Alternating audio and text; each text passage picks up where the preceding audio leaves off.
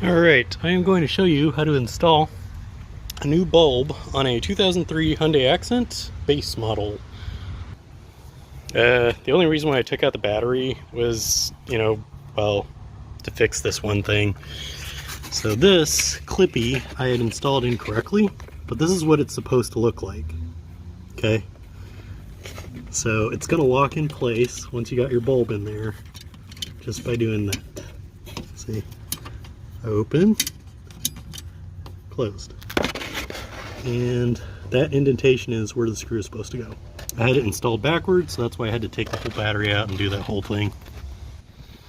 But the side perk to that is that I get to show you for filming purposes, because if I still had the battery in, I wouldn't be able to film this. I've got a little bit of dielectric grease on the prongs. I don't think it's really necessary to do that, but I did it back in 2018 and it's still on there. I didn't do it for the passenger headlight, so I don't know. We'll see how the two compare. Well, actually it won't be a 1-to-1 comparison because I got two different models in the right and the left. Alright, so as you can see, it's got the two things at the bottom and the one thing at the top. This is the top. Right here where that vertical piece is, and those two on the sides are supposed to go on the bottom. They line up with the indentations you can see to either side of that this piece right here. Okay, so that's the right one, that's the left one, and the top one you probably can't see because of the angle. Don't do what I'm doing. Wear clean gloves when you're installing this, because that bulb gets really hot and you don't want to get anything on it. So I'm just going to pop this open, slide this in, which I don't think I can do while the camera is still, while holding the camera. Alright, so I just slid it in there, and as you can see from this, it's still loose. Like, that clip is what keeps it like from moving around a whole bunch. Let's see if I can somehow hold this in place and do this one-handed. Okay, so there's the thing. I'm just going to push the Clippy closed.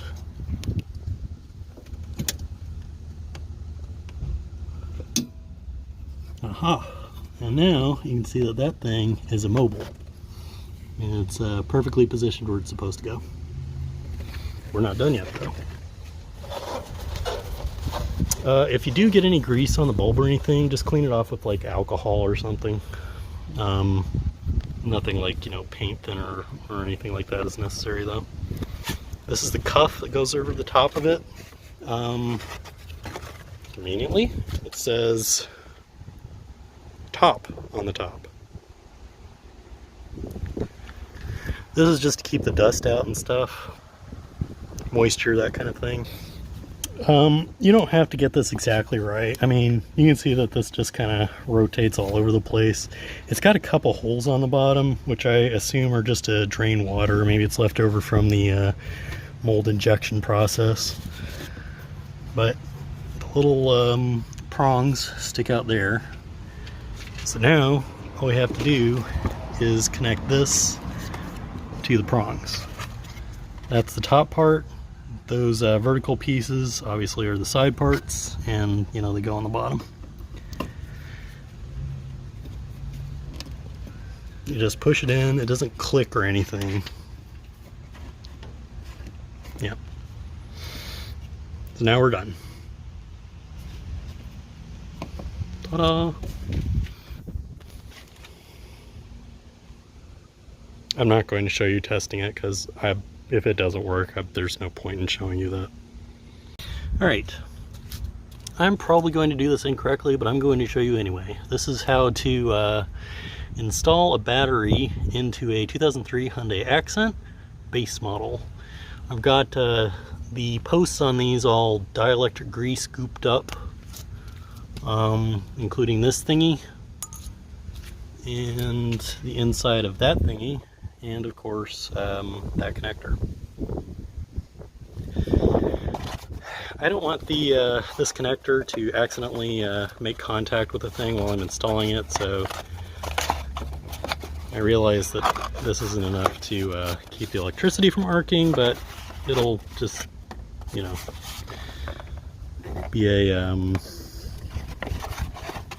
better than nothing. Okay.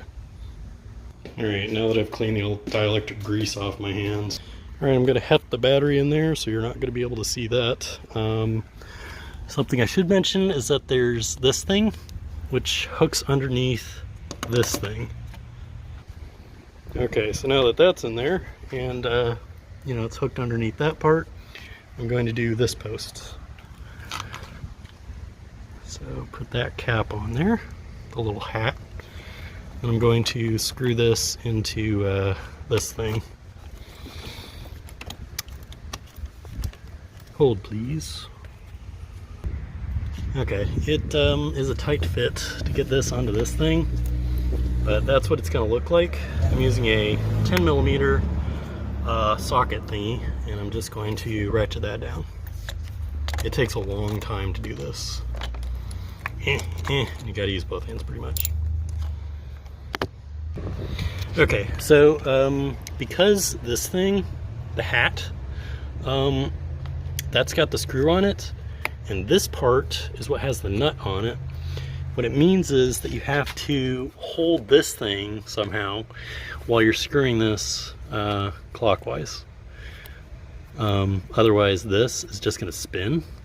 See how they're both moving together? So you got to hold this and screw this.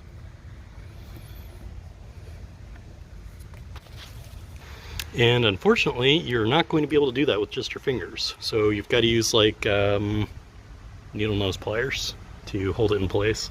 And screwing it is fine, like you know, because that's just how it works. I have to periodically just record nothing, because otherwise my camera will turn off. Okay, also try to push down on it, you know, while you're turning it. So now we're just gonna put the cap back on.